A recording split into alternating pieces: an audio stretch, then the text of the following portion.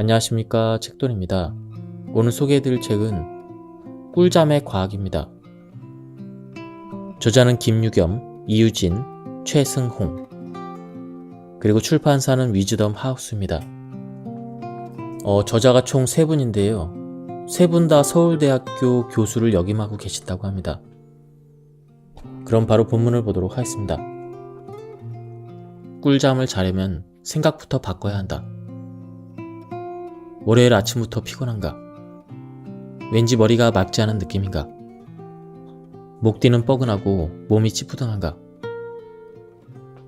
예라고 답했다고 한숨 쉬지 마시라. 혼자만 그런 것이 아니다. 우리나라 사람들 대부분이 이런 몸 상태로 원래 그러려니 하며 살아간다. 그런데 도대체 왜 우리 사회는 모두가 피로해 절어 살까? 가장 큰 이유는 바로 잠 때문이다. 잠만 잘 자도 많은 부분이 해결되는데 알면서도 잘 못 잔다. 피로가 쉽게 풀리지 않고 머리가 무겁다면, 그래도 잘 자고 싶은데 방법이 마땅치 않다면 이 책을 끝까지 읽어보길 권한다. 한국인은 세계에서 가장 열심히 일하지만 열심히 자려고 하지 않는다. 잘 자는 일은 공부하고 업무 성과를 내는 것처럼 어렵지만 노력이 필요한 일이다. 미인은 잠꾸러기라는 옛말이 있다. 예뻐지려면 잘 자는 것이 중요하다는 뜻이지만 이것이 전부는 아니다. 예쁜 여자는 하는 일 없이 잠이나 잔다는 시기 어린 편견과 게으르고 할 일 없는 사람이나 잠을 충분히 잘 수 있다는 비아냥거림이 숨어 있다. 잠에 대한 우리 사회의 부정적인 인식이 그대로 담겨 있는 것이다. 잠의 중요성에 대한 지식과 정보가 널리 보급된 지금도 마찬가지다. 우리 사회는 잠을 한가하게 노는 사람이나 마음껏 즐길 수 있는 여가 생활처럼 취급하고 있다. 충분한 잠과 성실성이나 능력, 성공 같은 단어들은 어울리지 않는 것으로 여긴다. 잠에 대한 이러한 곱지 않은 시선은 아직도 잠의 중요성을 제대로 인식하지 못하기 때문이다. 이는 실제로 한국인의 수면 시간이 매우 부족하다는 통계에서도 잘 나타난다. 우리나라 사람들의 수면 시간이 유독 짧은 이유는 무엇일까? 물론 워낙 바쁘고 여유가 없는 탓이다. 하지만 적게 자는 것을 미덕으로 여기고 잠을 줄여야 성공한다는 오래된 사회적인 인식과 문화가 진짜 원인이다. 잠 좀 모자란다고 안 죽는다고 말하며 수면의 중요성을 간과하는 태도 또한 여전히 큰 원인으로 작용한다. 실패하지 않고 살아남으려면 잠을 줄여야 한다고, 해야 할 일이 많아서 시간이 부족하다면 덜 중요하고 만만한 잠부터 줄여야 한다고 여긴다. 문제는 잠은 여유가 있어서 푹 자면 좋지만 바쁘면 좀 줄여도 괜찮은 사치성 여가 활동이 아니라는 점이다. 잠은 시간이 남으면 자고, 없으면 줄여도 되는 것이 아니라 없으면 만들어서라도 반드시 잘 해야만 하는 중요한 활동이다. 건강하고 행복하게 살고 싶다면 말이다. 충분히 잘 자는 것은 생각보다 훨씬 중요하다. 건강하게 사는데 잠이 영향을 미치지 않는 부분이 없다. 잠이 부족하면 피로가 쌓이고 생활 리듬이 깨지며 면역력이 저하된다. 당연히 각종 바이러스와 전염병에 걸리기 쉬워진다. 코로나19 같은 바이러스 감염을 예방하는 데 있어서 잘 자는 것은 마스크를 쓰는 것만큼이나 중요하다. 잘못 자면 뇌 기능이 저하되기 때문에 학습 능력과 업무 효율성이 떨어진다. 잠 부족은 체중 관리에 가장 무서운 적이기도 하다. 잠이 모자라면 식욕을 억제하는 호르몬인 렙틴의 수치가 낮아져 탄수화물과 단 것이 이상하게 당기기 때문이다. 게다가 호르몬이 제멋대로 나와서 체내 지방과 당을 에너지로 바꿔 쓰는 능력이 떨어진다. 더 많이 먹고 덜 쓰니 당연히 지방이 쌓여 살이 찔 수밖에 없다. 몸만 나빠지는 것이 아니다. 수면이 부족하면 기분이 좋아지는 신경 전달 물질인 세로토닌 분비는 줄고 스트레스를 유발하는 코르티솔 분비가 늘어난다. 잠을 계속 못 자면 피로를 더 느낄 뿐 아니라 짜증이 늘고 우울증에도 걸리기 쉬워진다는 연구 결과는 이제 놀랍지도 않다. 조금 어려울 수도 있는데 집중해서 들어주세요. 수면의학의 관점에서 인간의 의식 상태는 깨어있는 각성 상태, 비렘 수면 상태, 렘 수면 상태로 구분할 수 있다. 빠른 안구 운동을 의미하는 렘의 유무에 따라 비렘 수면과 렘 수면으로 구분한다. 비렘 수면은 수면의 깊이에 따라 3단계로 구분하는데 비렘 수면 1, 2단계를 얕은 수면, 3단계를 깊은 수면, 혹은 뇌파의 특징에 따라 서파 수면이라고 한다. 비렘 수면 중에는 깨어있을 때와 비교하여 심박동수, 혈압, 호흡수 등 대부분의 생리적인 신호의 활성도가 저하된다. 예를 들어 뇌의 활동성이 떨어지는 1단계 비렘 수면부터 3단계 비렘 수면인 서파 수면으로 깊어질수록 신체가 이완되고 혈압이 떨어지고 그리고 호흡수와 심박동수가 감소하며 뇌의 혈류량도 줄어든다. 즉 비렘 수면은 휴식을 취하는 수면인 셈이다. 반면에 렘 수면 중에는 깨어있을 때와 비슷한 뇌파 양상을 보이며 빠른 안구 운동이 관찰된다. 우리는 대부분 80% 이상의 꿈을 렘 수면 단계에서 꾸기 때문에 렘 수면은 흔히 꿈꾸는 잠으로 알려져 있다. 흥미로운 현상은 렘 수면 중에는 수면 중임에도 불구하고 뇌의 활동성이 증가한다는 것이다. 체온과 혈압, 호흡, 심박동수 등 신체의 생리적인 현상들이 불규칙해지면서 변동성이 커지고 체온이 변한 상태가 된다.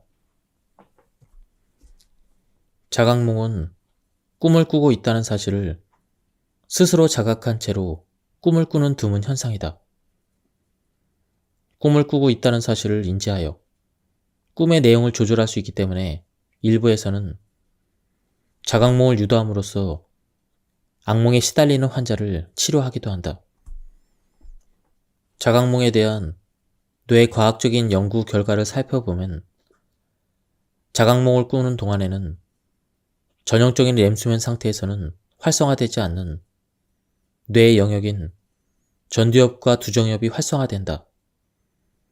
생각을 조절하는 전두엽이 활성화된다는 것은 꿈의 내용을 통제하기 때문에 일어나는 당연한 현상인지도 모른다.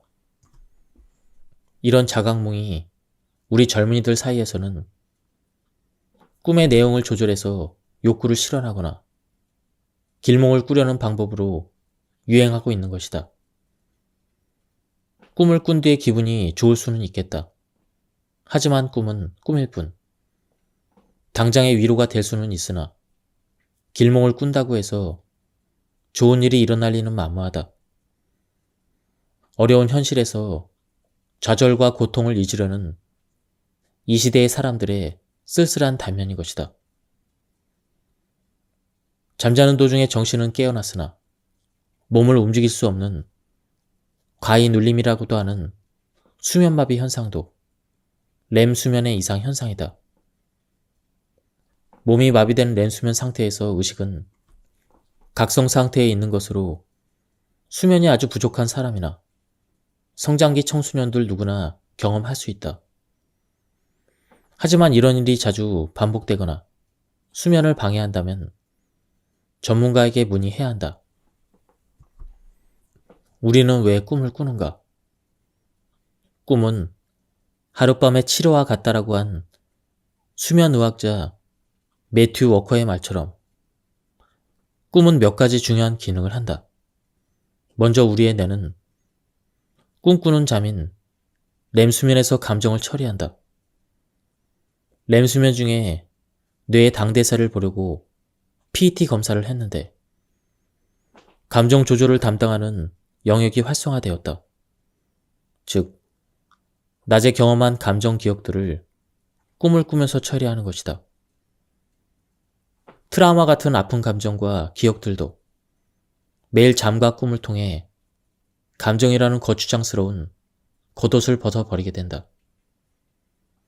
그래서 시간이 지나서 다시 떠올려 보았을 때는 감정이 어느 정도 사라진 중립적인 사건에 대한 기억만 남게 되는 것이다. 뿐만 아니라 인지 기능에서도 꿈은 중요한 역할을 한다. 우리는 꿈꾸는 동안 암묵 기억을 굳게 형성한다. 암묵 기억이란 예를 들면 자전거를 타거나 운전을 하는 등 생각하지 않아도 자동적으로 반응하는 몸으로 익힌 기억을 의미한다. 잠들기 전에 학습했던 내용을 꿈에서 다시 반복한다는 주장도 있고, 자기 전에 학습할 때 활성화되었던 뇌 신경회로가 그날 밤 렘수면 단계에서 똑같은 위치에서 똑같은 순서로 다시 활성화된다는 보고도 있다. 낮에 정보 처리할 때 활성화되었던 신경망을 꿈을 꾸면서 강화하고 통합하며 어떤 경우에는 다시 복구한다는 것이다. 또한 꿈은 창의성을 향상시킨다. 매튜 워커의 연구에서 꿈꾸는 잠을 잤을 때가 그렇지 않았을 때보다 창조적인 문제 해결 능력이 향상되었다는 보고가 있었다. 그럼 본격적으로 건강한 수면 습관을 갖기 위해서 중요한 요소들을 한번 보도록 하겠습니다. 첫째, 규칙적인 수면 시간을 가진다. 불면증이란 충분한 시간이 있음에도 잠을 잘 자지 못하는 것이다. 바쁜 일상으로 잠이 부족한 수면 부족과는 구분이 된다. 불면증이 있다면 자려고 노력하면서 침상에서 많은 시간을 보내는 것이 오히려 불면증을 악화시키고 만성화시킬 수가 있다. 규칙적인 수면 리듬, 특히 정해진 이른 시간에 기상하는 것은 그 자체만으로도 불면증에 대한 치료 효과가 있다. 열대야 등으로 숙면이 어려운 여름철이라 할지라도 규칙적인 생활은 잠의 보약이다. 하루의 기준은 기상 시간이다.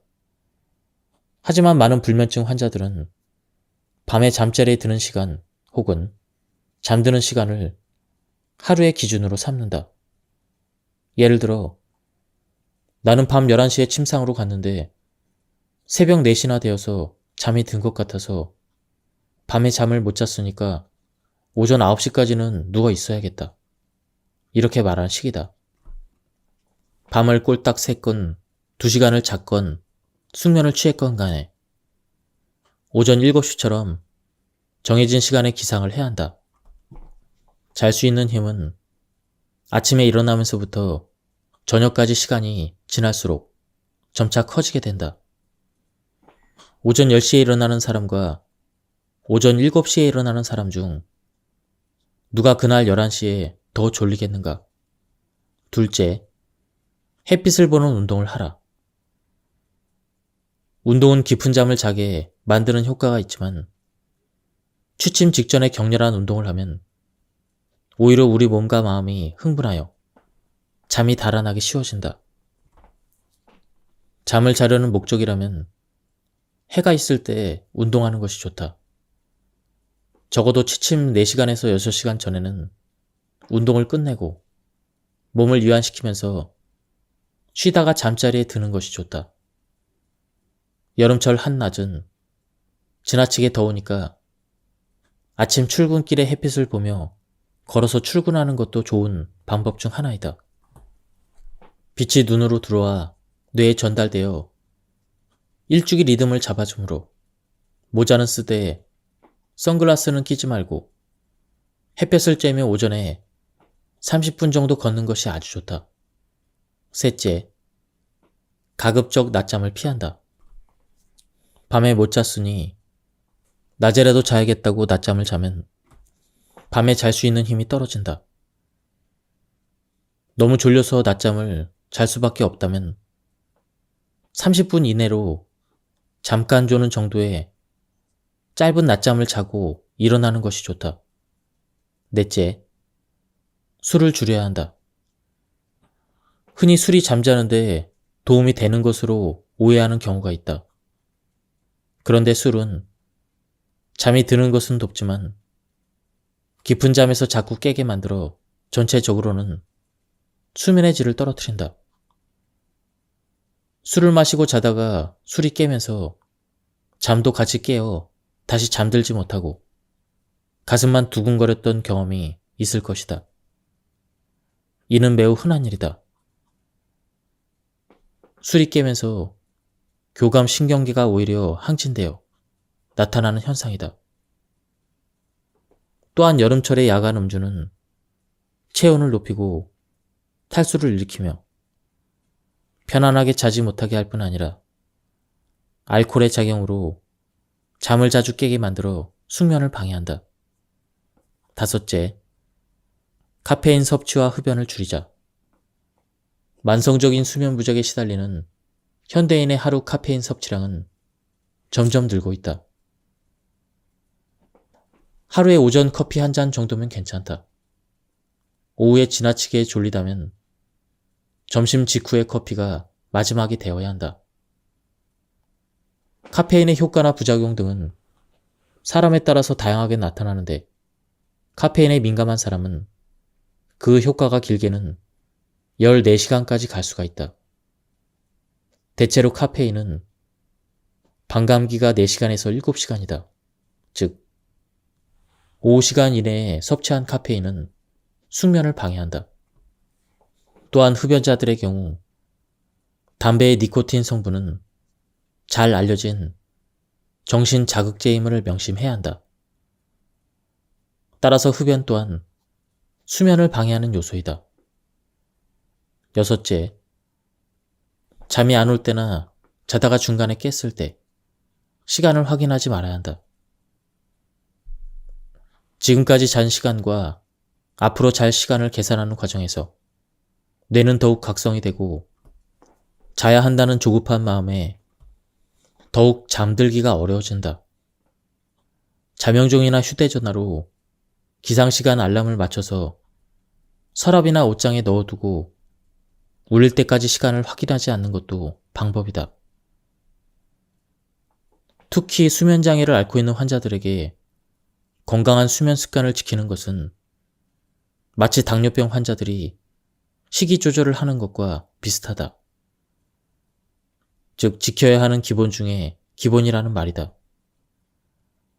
또한 일시적인 불면 증상이 만성적인 불면증으로 진행되는 것을 예방하기 위해서도 건강한 수면 습관을 잘 지키는 것이 중요하다. 우리나라 의료 현실에서는 불면증이 있을 때 수면제를 처방받아 복용하는 것이 매우 흔한 일이다.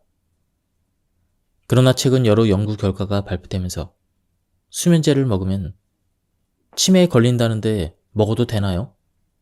이렇게 질문하는 분들이 많아졌다.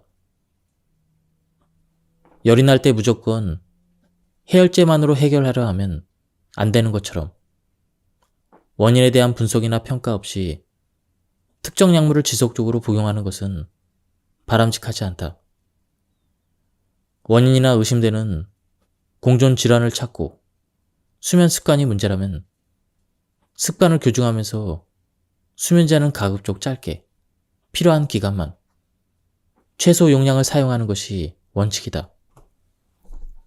프랑스 보르도 대학교에서 시작되어 다른 여러 나라에서도 수면제를 오래 먹은 군은 정상군에 비해서 치매 위험률이 높아진다는 연구 결과를 내놓았다.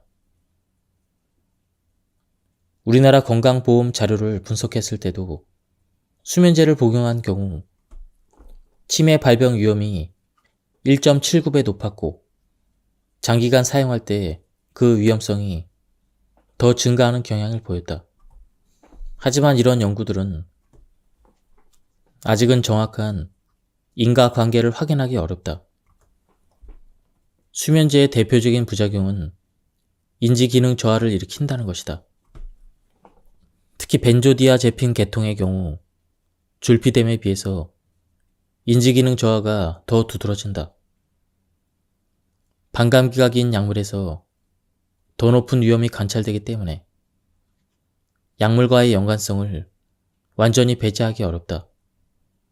또한 이 약물은 폐쇄성 수면 무호흡증이 있을 경우 이를 악화시켜서 저산소증으로 인한 심혈관계 질환을 일으키거나 인지저하를 일으킬 수 있으므로 주의가 필요하다. 졸피뎀은 벤조디아제핀에 비해 인지기능에 대한 부작용이 적지만 정도의 차이일 뿐 인지기능에 악영향을 미친다는 것이 지속적으로 보고되고 있다. 특히 복용 후에 잠자기 전까지 약 1% 정도의 전향성 기억 상실을 일으킨다고 알려져 있다. 약을 복용한 뒤에 어떤 이야기를 하거나 행동을 했는데 잠에서 깬 다음에는 이를 기억하지 못한다는 것이다.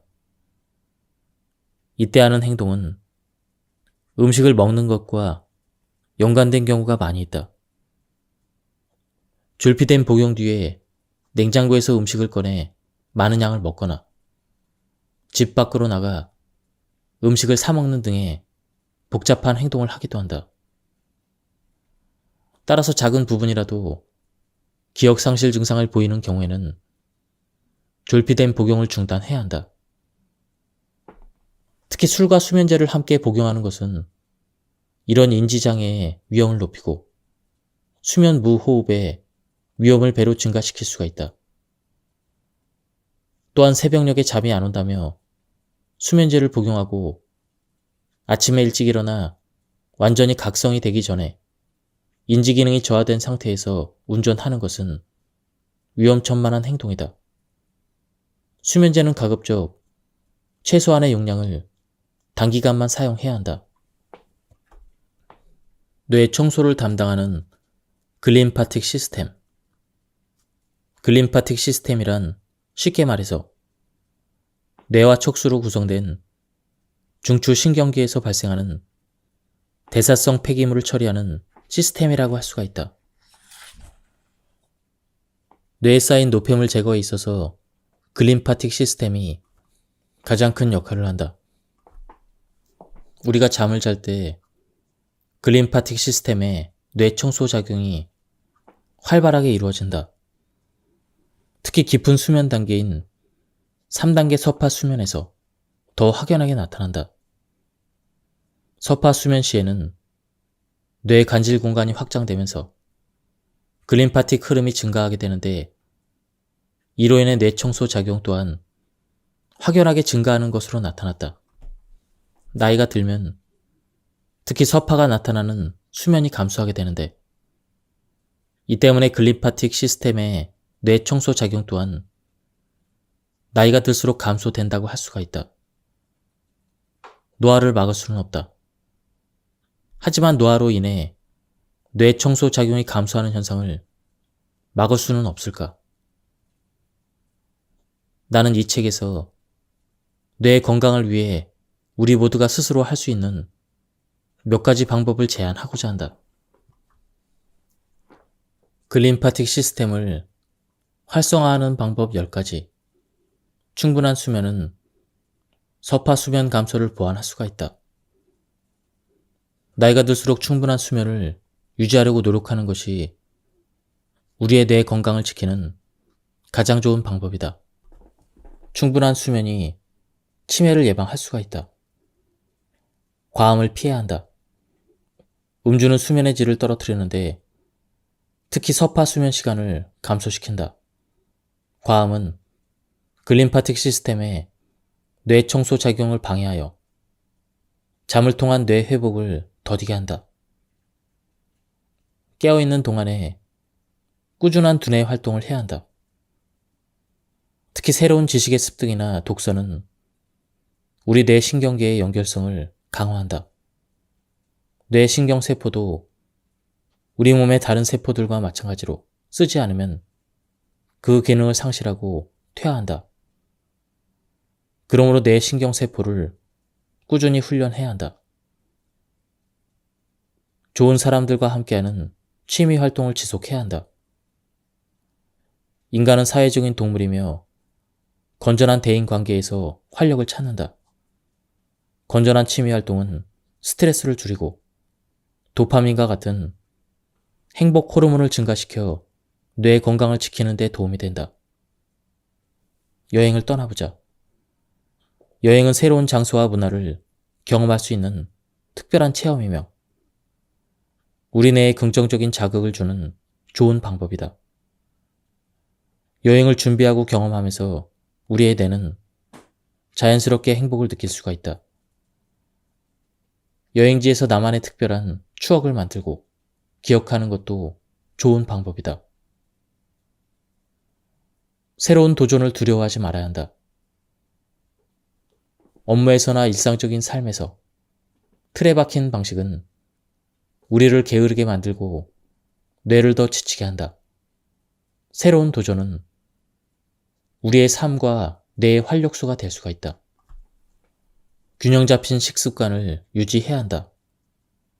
고탄수화물 혹은 고지방 식이는 심혈관계에 치명적이다. 앞에서 이야기한 것처럼 건강한 심혈관계를 유지하는 것은 우리 뇌를 지키는 중요한 요소이다. 간헐적인 게으름이 필요하다. 너무 긴장된 일상을 사는 것은 뇌를 지치게 한다. 우리 뇌가 쉴 수 있도록 늦잠을 자는 날도 필요하다. 침대에서는 휴대전화를 멀리하자. 특히 잠들기 전에는 더욱 그러하다. 밝은 빛을 통해 전달되는 과도한 정보와 동영상들은 우리 뇌를 지치게 하고 잠잘 준비를 하는 뇌를 깨워 각성 상태로 만든다. 숙면을 위해서는 휴대전화 대신 독서가 도움이 된다. 가장 권장하는 것은 운동이다. 지속적인 운동은 심혈관계 질환을 예방하여 이로 인한 글림파틱 시스템의 저하를 막을 수가 있다. 또한 건강한 수면 유도에 이보다 더 좋은 방법은 없다. 후각상실은 코로나19 환자에게 나타나는 가장 흔한 증상 중 하나이다. 이러한 손상은 일시적일 수도 있지만 영구적으로 남을 수도 있다. 게다가 후각신경 주변의 비강 림프관에도 손상을 주기 때문에 클림파틱 시스템의 저하를 유발할 수가 있다. 코로나19에 의한 클림파틱 시스템의 저하는 여러 연구자들에 의해서 발표되었는데 흥미로운 연구 결과 중 하나는 감염 뒤에 두개골 내의 뇌척수액 배출 저하로 뇌척수액 상승이다.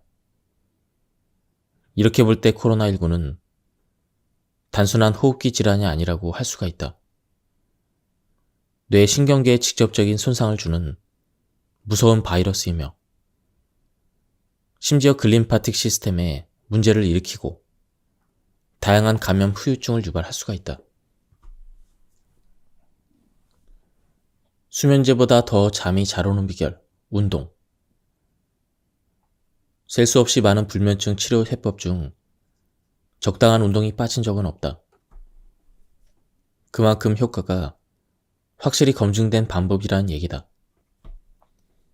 운동을 해서 지치면 회복하기 위해 자연스럽게 잠이 오는 것이 우리 몸의 생리적인 이치다. 정신노동에 찌들어 피곤한 것과 몸이 피곤한 것은 다르다. 충분히 움직여서 몸의 피로를 느끼게 만들어야 한다. 운동을 하면 짧은 시간에 골고루 몸을 쓸 수가 있다. 또 운동을 하면 수면 호르몬인 멜라토닌이 분비되는데 이는 운동의 필요성을 증명하는 의학적인 증거 중 하나이다. 운동은 엔돌핀을 증가시켜 스트레스와 긴장을 완화시켜주기 때문에 정신적으로 잠잘 준비가 되도록 돕는다. 적당한 운동이 쉽게 잠들게 해줄 뿐만 아니라 더 깊게 잘 수 있도록 도와준다는 것은 많은 스포츠 의학 연구 결과를 통해 확인할 수가 있다.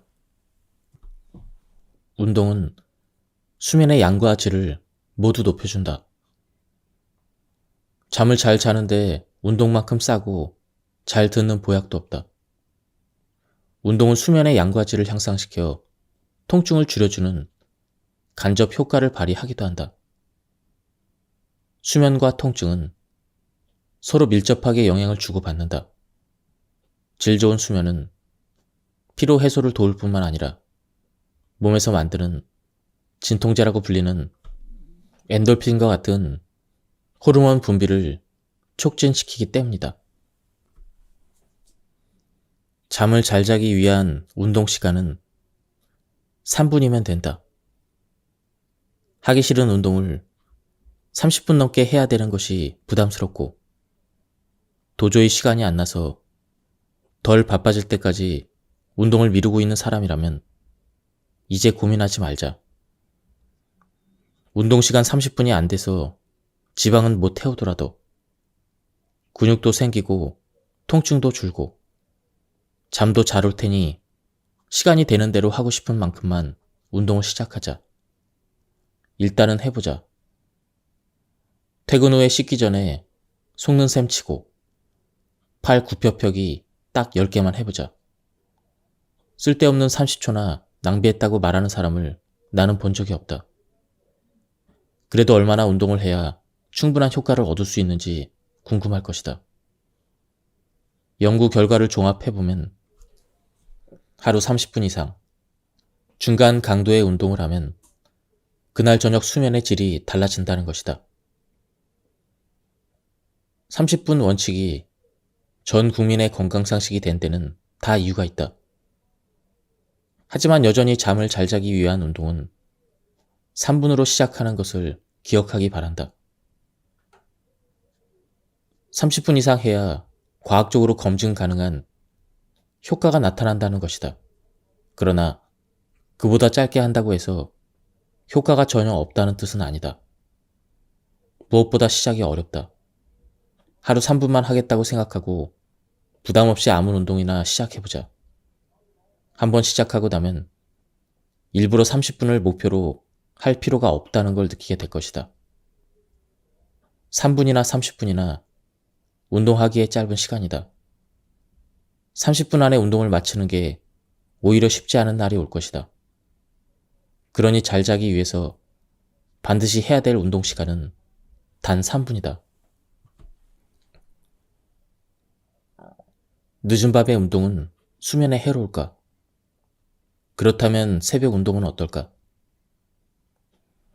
운동이 잠에 미치는 효과는 운동량보다는 타이밍에 달려있다. 하루 중 언제 운동하는 것이 숙면을 취하는 데 가장 좋을까? 우선 피해야 될 시각이 있다. 잘 때가 다 돼서 하는 운동은 당연히 잠을 쫓는다. 운동을 하면 몸에서 각성 호르몬인 엔돌핀이 나온다. 엔돌핀은 사람을 깨우는 뇌 활동을 하게 만든다. 게다가 운동은 심부체온을 끌어올린다. 심부체온에 따라 우리 몸은 잘 준비와 일어날 준비를 한다. 심부체온이 올라가는 것은 깨어나서 움직이라는 신호이다. 몸이 일어나라는 신호를 보내놓고 잠자리에 눕는다면 잠이 올 리가 없다. 운동은 잠자리에 들기 1시간 30분 전에 마치는 것이 좋다. 늦어도 잠자리에 들기 1시간 전까지는 운동을 끝내야 한다. 왜냐하면 엔돌핀이 자극한 뇌가 안정을 찾으려면 최소 1시간에서 1시간 30분이 필요하고 운동 후에 올라간 심부 체온은 30분에서 1시간 30분이 지나야 떨어지기 시작하기 때문이다. 꼭두 새벽이나 이른 아침은 잠을 잘 자려는 운동을 하기에 좋은 시간인가? 정답은 그렇다. 아침은 운동이 수면에 미치는 효과가 가장 큰 시간이다. 아침에 운동하면 오후, 특히 저녁 늦게 운동할 때보다 더 빨리 잠들며 자다가 덜 깨고 수면의 질도 높아진다. 이는 아침 운동이 부교감 신경계를 활성화시키기 때문이다. 부교감 신경계는 심박수와 소화 같은 무의식적인 기능을 조절한다. 부교감 신경계 활성화는 심박수를 낮추고 동공을 수축시키는 등 몸을 더 편안한 상태로 만들어준다. 아침 일찍 운동하면 우리 몸이 흥분을 가라앉힐 시간을 충분히 가지고 부교감 신경계를 제때 활성화시킬 수 있기 때문에 편안히 잠들 수가 있다. 햇볕을 쬐어 생체 시계를 맞추는 것도 아침 운동 효과가 높은 이유 중 하나이다. 운동은 반드시 한 번에 길게 해야 효과가 있는 것은 아니다. 틈날 때마다 조금씩 나눠서 해도 여전히 건강에 도움이 된다. 웨이트 트레이닝을 반드시 30분 동안 10세트 이상 할 필요는 없다. 화장실에 가기 전에 팔 굽혀펴기 한 번, 점심을 먹고 책상에 앉기 전에 팔 운동 한 번, 오후에 나른할 때 팔 뒤꿈치 들기 한 번으로도 효과를 볼 수가 있다. 집에 들어가서 샤워하기 전에 앞서 소개한 홈 트레이닝을 가볍게 더해준다면 몸짱도 될 수가 있다. 다소 정신사납게 느껴지기도 한다. 남들의 시선도 신경 쓸 것이다. 하지만 처음이 어려운 법. 한번 해보면 중독성 있는 틈틈이 운동법을 소개한다. 기상 스트레칭, 출근할 때 파워워킹, 지하철이나 버스 기다릴 때 발 뒤꿈치 들기, 회사 계단 오르기, 점심 식당 오갈 때 파워워킹, 화장실 가기 전후에 팔 굽혀 펴기, 오후에 나른할 때 아령 운동, 퇴근할 때 한두 정거장 미리 내려서 파워워킹, 아파트 엘리베이터 대신 계단 오르기, 샤워 전에 윗몸 일으키기. 또한 요가도 좋은 운동이다. 특히 요가는 스트레스로 잠 못 이루는 사람들에게 가장 좋은 운동으로 꼽힌다. 요가는 유연성과 근력 향상 등 신체 건강만이 아니라 마음의 휴식을 통해 정신 건강과 행복을 추구하는 운동이다. 요가를 하면 숙면뿐만 아니라 다양한 건강 혜택을 누릴 수가 있다. 지금까지 이 책에 대한 리뷰를 모두 마쳤습니다. 이 책은 저자분이 3명이었는데요. 수면 전문가, 그리고 뇌과학 전문가, 그리고 운동치료 전문가라고 합니다. 그래서 그런지 이 책은 이 3가지 분야에 대해서 굉장히 자세하고 쉽게 이해할 수 있게, 그리고 가독성이 굉장히 좋은 책이었습니다. 한번 책을 구해서 읽어보실 것을 추천드립니다. 여기서 리뷰를 마치도록 하겠습니다. 감사합니다. 안녕하십니까, 책돈입니다. 오늘 소개해드릴 책은 꿀잠의 과학입니다. 저자는 김유겸, 이유진, 최승홍, 그리고 출판사는 위즈덤 하우스입니다. 저자가 총 3분인데요. 3분 다 서울대학교 교수를 역임하고 계신다고 합니다. 그럼 바로 본문을 보도록 하겠습니다. 꿀잠을 자려면 생각부터 바꿔야 한다. 월요일 아침부터 피곤한가? 왠지 머리가 맑지 않은 느낌인가? 목 뒤는 뻐근하고 몸이 찌뿌둥한가? 얘라고 답했다고 한숨 쉬지 마시라. 혼자만 그런 것이 아니다. 우리나라 사람들 대부분이 이런 몸 상태로 원래 그러려니 하며 살아간다. 그런데 도대체 왜 우리 사회는 모두가 피로에 절어 살까? 가장 큰 이유는 바로 잠 때문이다. 잠만 잘 자도 많은 부분이 해결되는데 알면서도 잘 못 잔다. 피로가 쉽게 풀리지 않고 머리가 무겁다면, 그래도 잘 자고 싶은데 방법이 마땅치 않다면 이 책을 끝까지 읽어보길 권한다. 한국인은 세계에서 가장 열심히 일하지만 열심히 자려고 하지 않는다.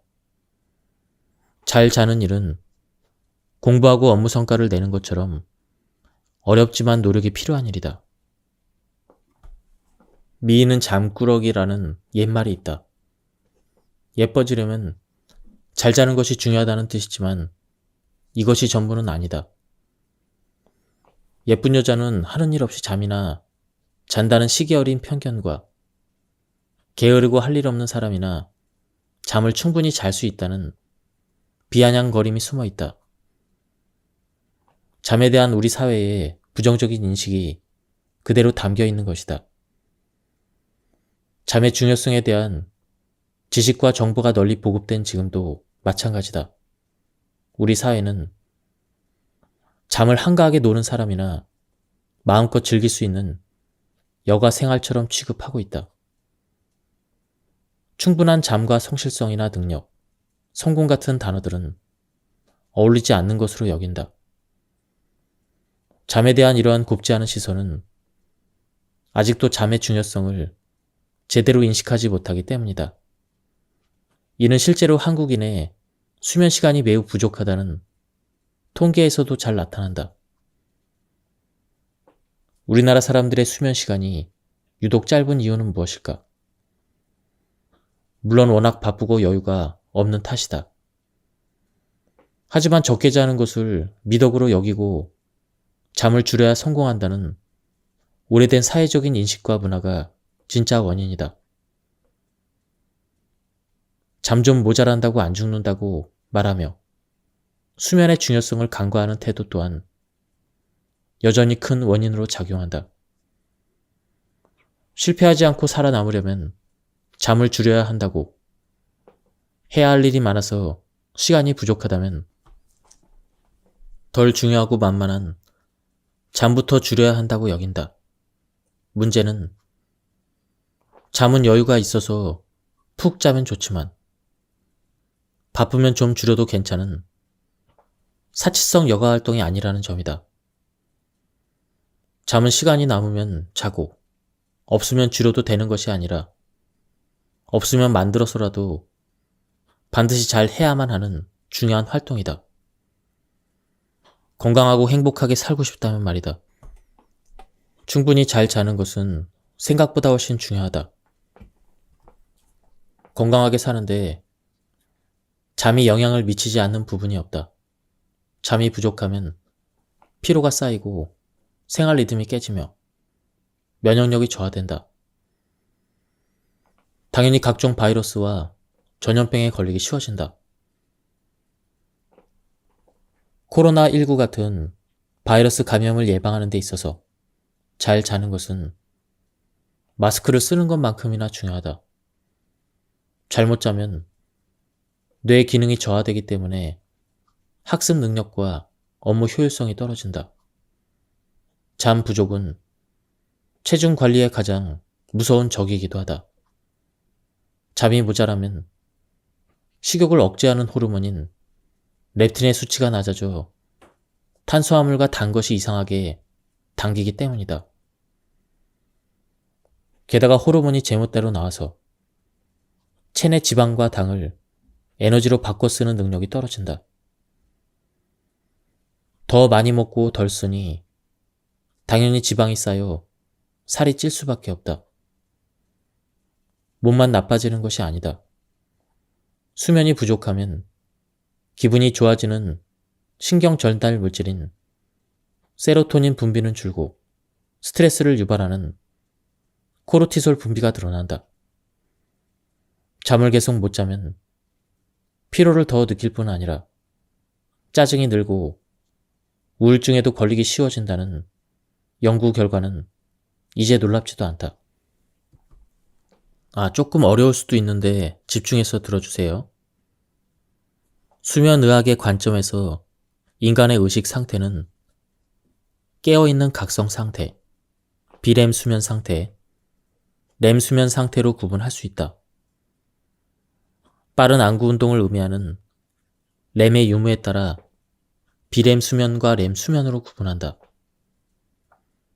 비렘 수면은 수면의 깊이에 따라 3단계로 구분하는데 비렘 수면 1, 2단계를 얕은 수면, 3단계를 깊은 수면, 혹은 뇌파의 특징에 따라 서파 수면이라고 한다.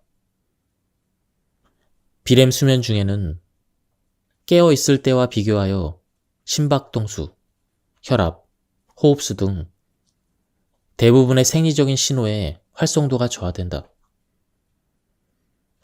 예를 들어 뇌의 활동성이 떨어지는 1단계 비렘 수면부터 3단계 비렘 수면인 서파 수면으로 깊어질수록 신체가 이완되고 혈압이 떨어지고 그리고 호흡수와 심박동수가 감소하며 뇌의 혈류량도 줄어든다. 즉 비렘 수면은 휴식을 취하는 수면인 셈이다. 반면에 렘 수면 중에는 깨어있을 때와 비슷한 뇌파 양상을 보이며 빠른 안구 운동이 관찰된다. 우리는 대부분 80% 이상의 꿈을 렘 수면 단계에서 꾸기 때문에 렘 수면은 흔히 꿈꾸는 잠으로 알려져 있다. 흥미로운 현상은 렘 수면 중에는 수면 중임에도 불구하고 뇌의 활동성이 증가한다는 것이다. 체온과 혈압, 호흡, 심박동수 등 신체의 생리적인 현상들이 불규칙해지면서 변동성이 커지고 체온이 변한 상태가 된다.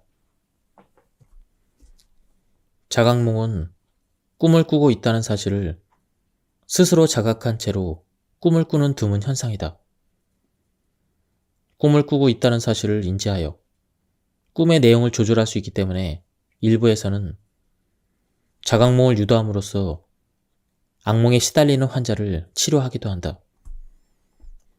자각몽에 대한 뇌 과학적인 연구 결과를 살펴보면 자각몽을 꾸는 동안에는 전형적인 렘수면 상태에서는 활성화되지 않는 뇌의 영역인 전두엽과 두정엽이 활성화된다.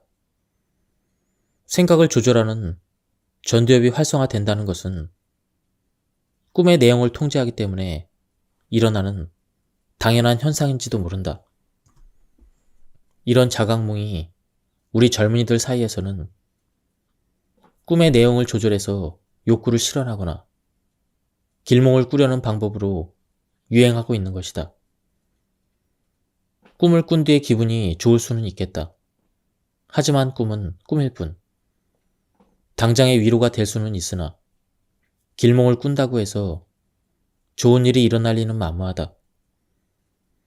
어려운 현실에서 좌절과 고통을 잊으려는 이 시대의 사람들의 쓸쓸한 단면인 것이다. 잠자는 도중에 정신은 깨어났으나 몸을 움직일 수 없는 과이 눌림이라고도 하는 수면마비 현상도 렘 수면의 이상 현상이다. 몸이 마비된 렘 수면 상태에서 의식은 각성 상태에 있는 것으로 수면이 아주 부족한 사람이나 성장기 청소년들 누구나 경험할 수 있다. 하지만 이런 일이 자주 반복되거나 수면을 방해한다면 전문가에게 문의해야 한다. 우리는 왜 꿈을 꾸는가? 꿈은 하룻밤의 치료와 같다라고 한 수면의학자 매튜 워커의 말처럼 꿈은 몇 가지 중요한 기능을 한다. 먼저 우리의 뇌는 꿈꾸는 잠인 렘 수면에서 감정을 처리한다. 렘 수면 중에 뇌의 당대사를 보려고 PET 검사를 했는데 감정 조절을 담당하는 영역이 활성화되었다. 즉, 낮에 경험한 감정 기억들을 꿈을 꾸면서 처리하는 것이다. 트라우마 같은 아픈 감정과 기억들도 매일 잠과 꿈을 통해 감정이라는 거추장스러운 겉옷을 벗어버리게 된다.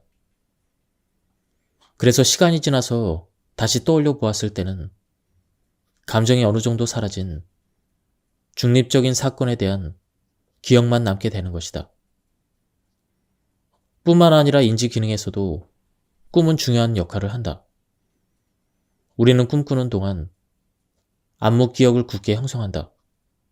암묵 기억이란 예를 들면 자전거를 타거나 운전을 하는 등 생각하지 않아도 자동적으로 반응하는 몸으로 익힌 기억을 의미한다.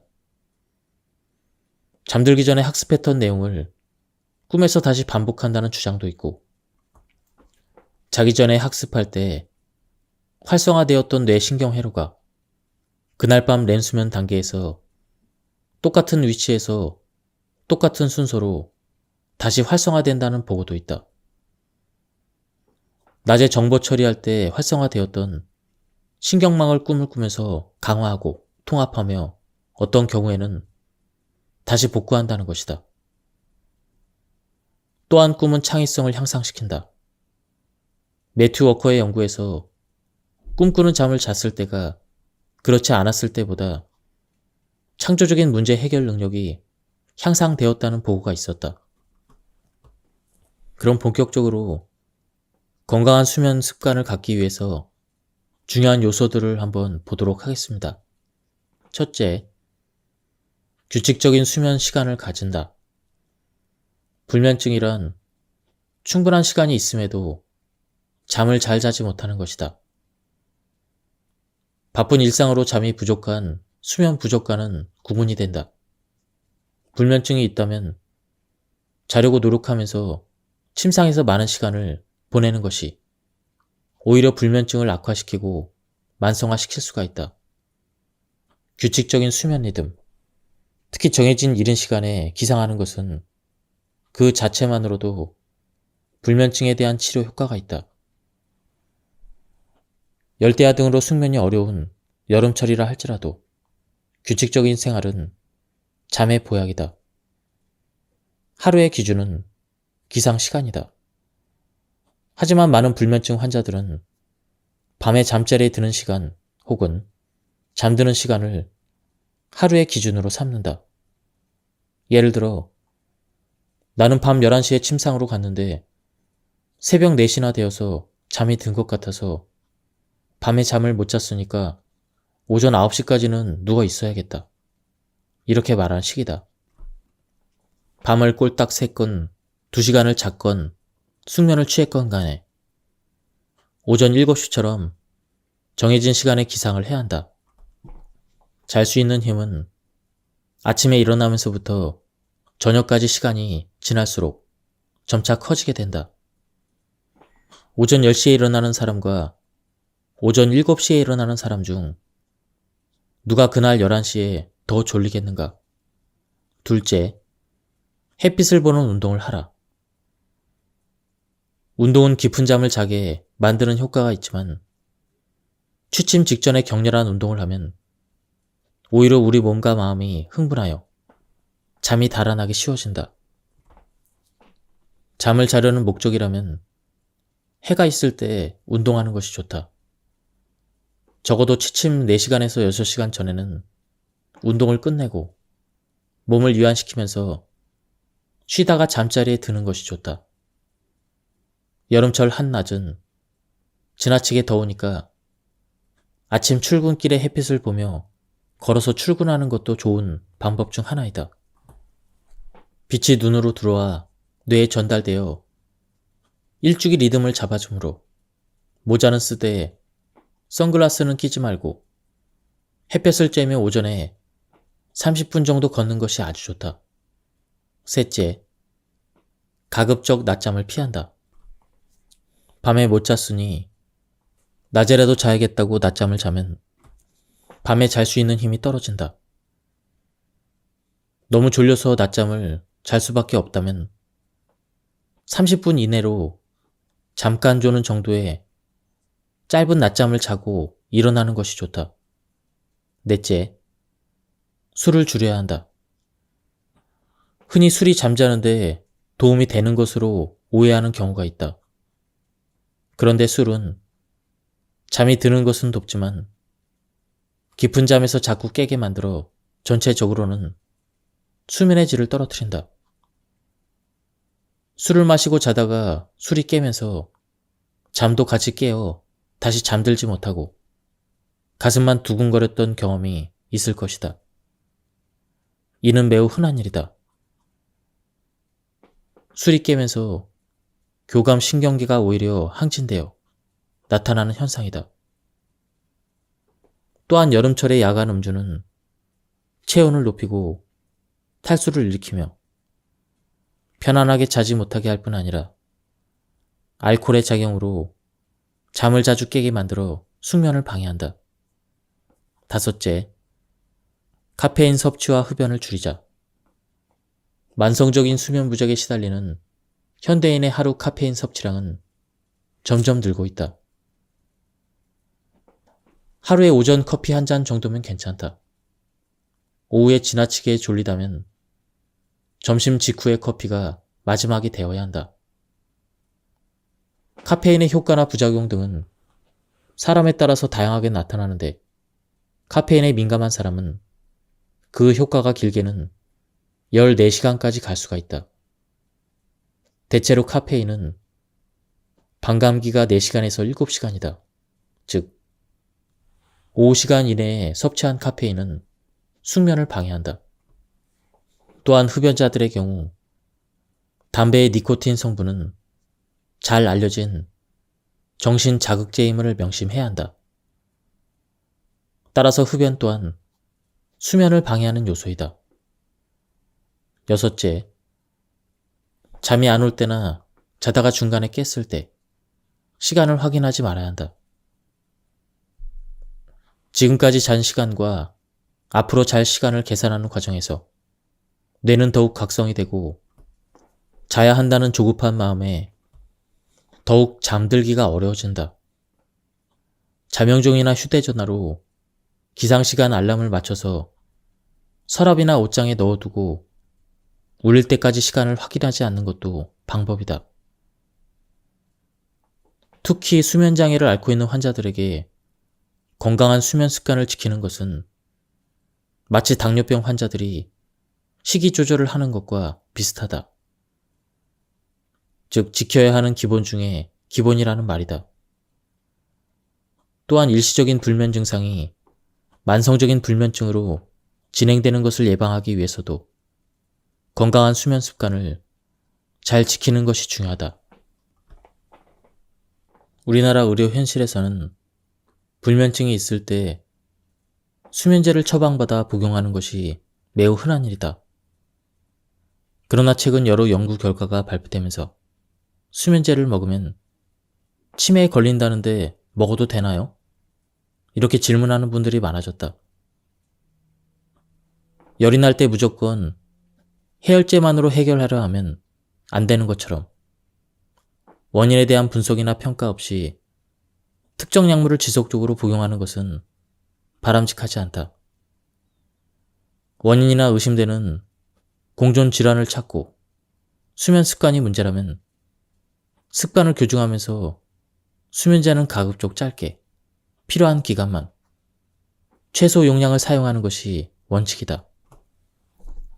프랑스 보르도 대학교에서 시작되어 다른 여러 나라에서도 수면제를 오래 먹은 군은 정상군에 비해서 치매 위험률이 높아진다는 연구 결과를 내놓았다. 우리나라 건강보험 자료를 분석했을 때도 수면제를 복용한 경우 치매 발병 위험이 1.79배 높았고 장기간 사용할 때 그 위험성이 더 증가하는 경향을 보였다. 하지만 이런 연구들은 아직은 정확한 인과관계를 확인하기 어렵다.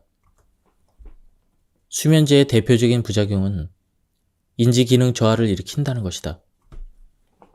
특히 벤조디아제핀 계통의 경우 졸피뎀에 비해서 인지기능 저하가 더 두드러진다. 반감기가 긴 약물에서 더 높은 위험이 관찰되기 때문에 약물과의 연관성을 완전히 배제하기 어렵다.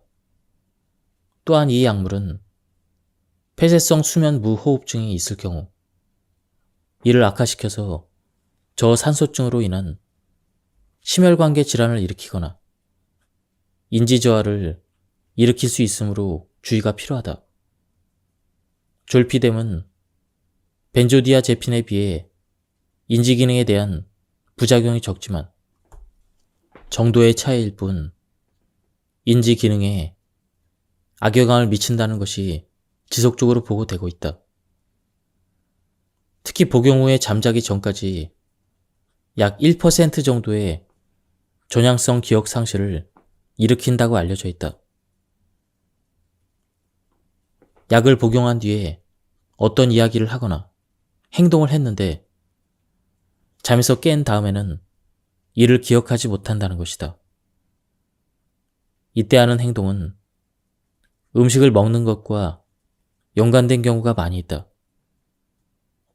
졸피뎀 복용 뒤에 냉장고에서 음식을 꺼내 많은 양을 먹거나 집 밖으로 나가 음식을 사 먹는 등의 복잡한 행동을 하기도 한다.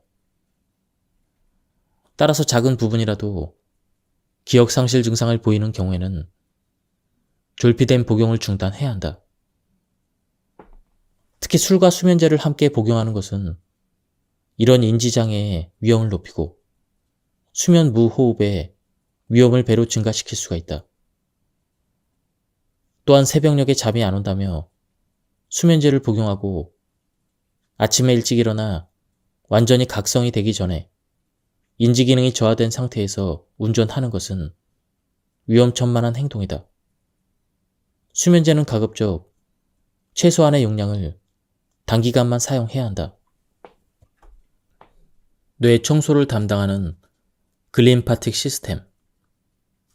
글림파틱 시스템이란 쉽게 말해서 뇌와 척수로 구성된 중추신경계에서 발생하는 대사성 폐기물을 처리하는 시스템이라고 할 수가 있다. 뇌에 쌓인 노폐물 제거에 있어서 글림파틱 시스템이 가장 큰 역할을 한다. 우리가 잠을 잘 때 글림파틱 시스템의 뇌 청소 작용이 활발하게 이루어진다. 특히 깊은 수면 단계인 3단계 서파 수면에서 더 확연하게 나타난다. 서파 수면 시에는 뇌 간질 공간이 확장되면서 글림파틱 흐름이 증가하게 되는데 이로 인해 뇌 청소 작용 또한 확연하게 증가하는 것으로 나타났다. 나이가 들면 특히 서파가 나타나는 수면이 감소하게 되는데 이 때문에 글림파틱 시스템의 뇌 청소 작용 또한 나이가 들수록 감소된다고 할 수가 있다. 노화를 막을 수는 없다. 하지만 노화로 인해 뇌 청소 작용이 감소하는 현상을 막을 수는 없을까? 나는 이 책에서 뇌 건강을 위해 우리 모두가 스스로 할 수 있는 몇 가지 방법을 제안하고자 한다. 글림파틱 시스템을 활성화하는 방법 10가지. 충분한 수면은 서파 수면 감소를 보완할 수가 있다. 나이가 들수록 충분한 수면을 유지하려고 노력하는 것이 우리의 뇌 건강을 지키는 가장 좋은 방법이다. 충분한 수면이 치매를 예방할 수가 있다. 과음을 피해야 한다. 음주는 수면의 질을 떨어뜨리는데 특히 서파 수면 시간을 감소시킨다. 과음은 글림파틱 시스템의 뇌 청소 작용을 방해하여 잠을 통한 뇌 회복을 더디게 한다. 깨어있는 동안에 꾸준한 두뇌 활동을 해야 한다. 특히 새로운 지식의 습득이나 독서는 우리 뇌 신경계의 연결성을 강화한다.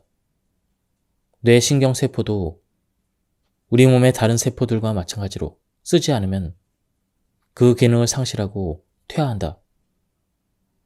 그러므로 뇌 신경세포를 꾸준히 훈련해야 한다. 좋은 사람들과 함께하는 취미 활동을 지속해야 한다. 인간은 사회적인 동물이며 건전한 대인 관계에서 활력을 찾는다. 건전한 취미 활동은 스트레스를 줄이고 도파민과 같은 행복 호르몬을 증가시켜 뇌 건강을 지키는 데 도움이 된다. 여행을 떠나보자. 여행은 새로운 장소와 문화를 경험할 수 있는 특별한 체험이며 우리 뇌에 긍정적인 자극을 주는 좋은 방법이다. 여행을 준비하고 경험하면서 우리의 뇌는 자연스럽게 행복을 느낄 수가 있다. 여행지에서 나만의 특별한 추억을 만들고 기억하는 것도 좋은 방법이다. 새로운 도전을 두려워하지 말아야 한다. 업무에서나 일상적인 삶에서 틀에 박힌 방식은 우리를 게으르게 만들고 뇌를 더 지치게 한다. 새로운 도전은 우리의 삶과 뇌의 활력소가 될 수가 있다. 균형 잡힌 식습관을 유지해야 한다.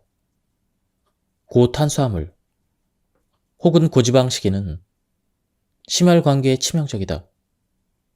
앞에서 이야기한 것처럼 건강한 심혈관계를 유지하는 것은 우리 뇌를 지키는 중요한 요소이다. 간헐적인 게으름이 필요하다. 너무 긴장된 일상을 사는 것은 뇌를 지치게 한다. 우리 뇌가 쉴 수 있도록 늦잠을 자는 날도 필요하다. 침대에서는 휴대전화를 멀리하자. 특히 잠들기 전에는 더욱 그러하다.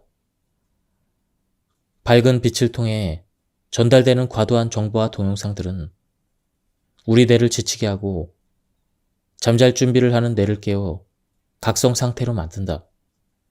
숙면을 위해서는 휴대전화 대신 독서가 도움이 된다. 가장 권장하는 것은 운동이다.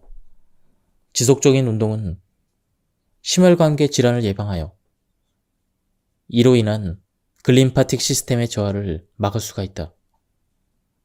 또한 건강한 수면 유도에 이보다 더 좋은 방법은 없다.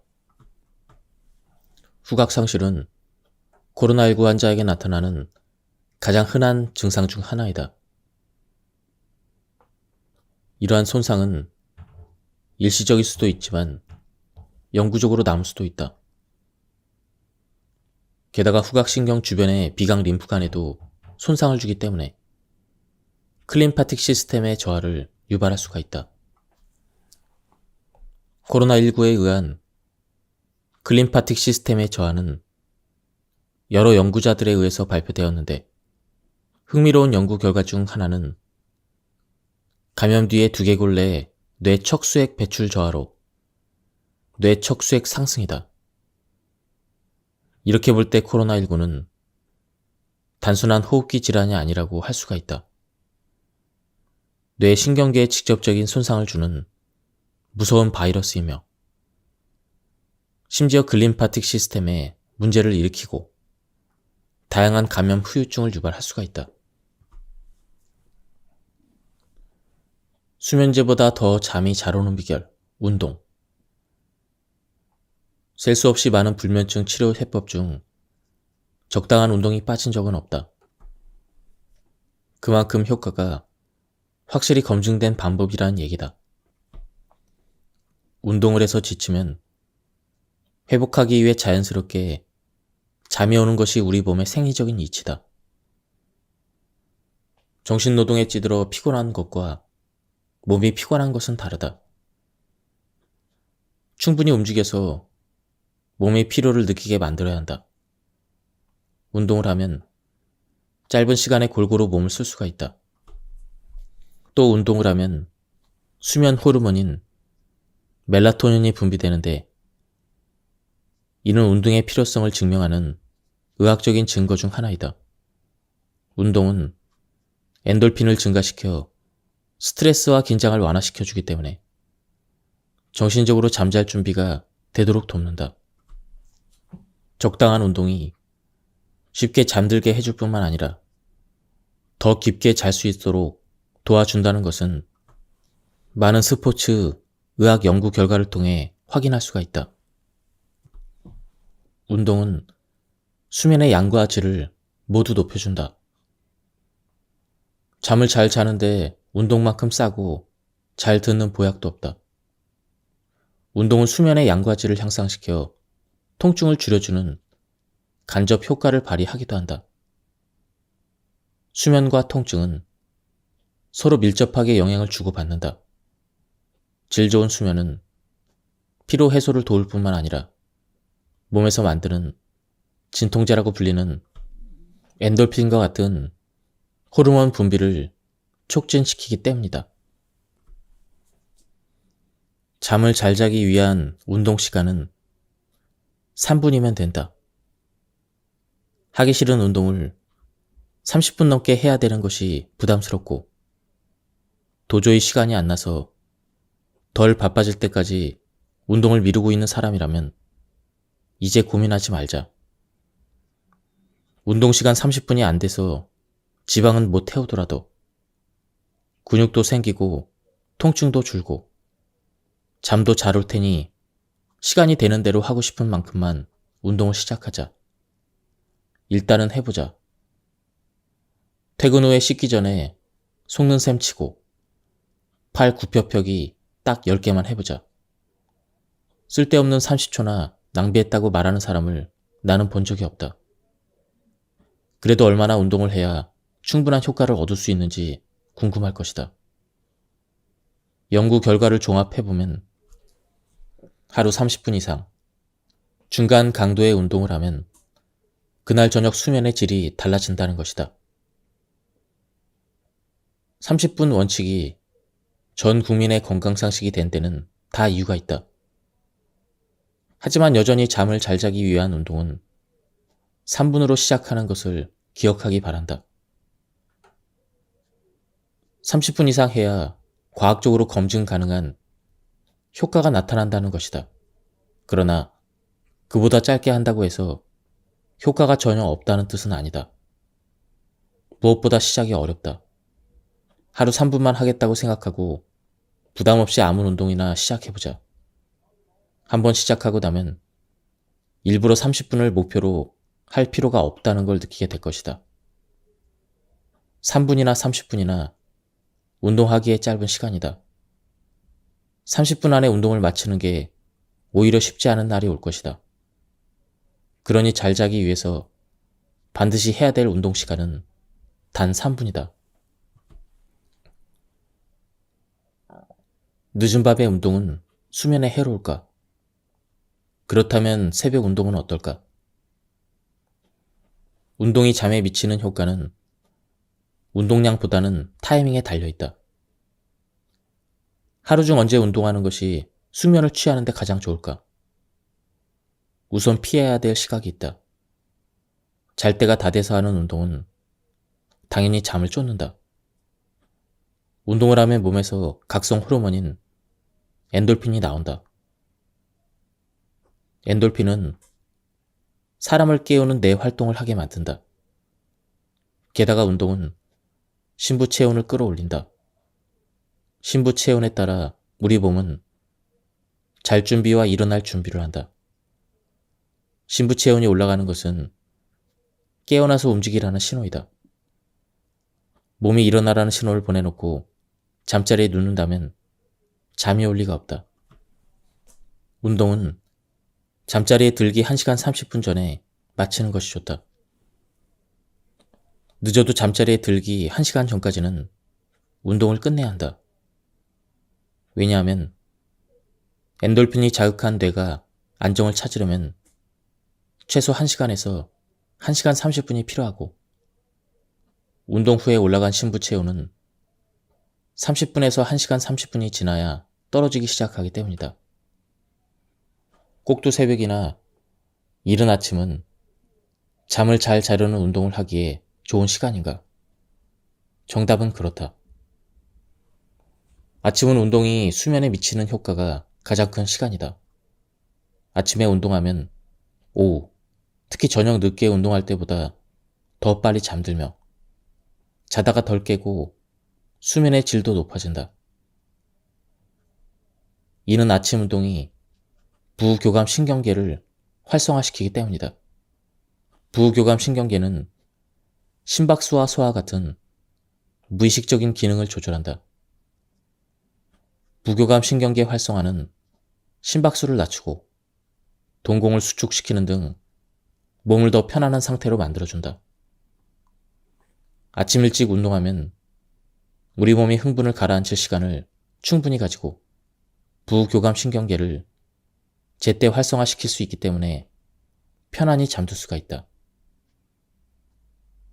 햇볕을 쬐어 생체 시계를 맞추는 것도 아침 운동 효과가 높은 이유 중 하나이다. 운동은 반드시 한 번에 길게 해야 효과가 있는 것은 아니다. 틈 날 때마다 조금씩 나눠서 해도 여전히 건강에 도움이 된다. 웨이트 트레이닝을 반드시 30분 동안 10세트 이상 할 필요는 없다. 화장실에 가기 전에 팔 굽혀펴기 한 번, 점심을 먹고 책상에 앉기 전에 팔 운동 한 번, 오후에 나른할 때 팔 뒤꿈치 들기 한 번으로도 효과를 볼 수가 있다. 집에 들어가서 샤워하기 전에 앞서 소개한 홈 트레이닝을 가볍게 더해준다면 몸짱도 될 수가 있다. 다소 정신사납게 느껴지기도 한다. 남들의 시선도 신경 쓸 것이다. 하지만 처음이 어려운 법. 한번 해보면 중독성 있는 틈틈이 운동법을 소개한다. 기상 스트레칭, 출근할 때 파워워킹, 지하철이나 버스 기다릴 때 발 뒤꿈치 들기, 회사 계단 오르기, 점심 식당 오갈 때 파워워킹, 화장실 가기 전후에 팔 굽혀 펴기, 오후에 나른할 때 아령 운동, 퇴근할 때 한두 정거장 미리 내려서 파워워킹, 아파트 엘리베이터 대신 계단 오르기, 샤워 전에 윗몸 일으키기. 또한 요가도 좋은 운동이다. 특히 요가는 스트레스로 잠 못 이루는 사람들에게 가장 좋은 운동으로 꼽힌다. 요가는 유연성과 근력 향상 등 신체 건강만이 아니라 마음의 휴식을 통해 정신 건강과 행복을 추구하는 운동이다. 요가를 하면 숙면뿐만 아니라 다양한 건강 혜택을 누릴 수가 있다. 지금까지 이 책에 대한 리뷰를 모두 마쳤습니다. 이 책은 저자분이 3명이었는데요. 수면 전문가, 그리고 뇌과학 전문가, 그리고 운동치료 전문가라고 합니다. 그래서 그런지 이 책은 이 3가지 분야에 대해서 굉장히 자세하고 쉽게 이해할 수 있게, 그리고 가독성이 굉장히 좋은 책이었습니다. 한번 책을 구해서 읽어보실 것을 추천드립니다. 여기서 리뷰를 마치도록 하겠습니다. 감사합니다.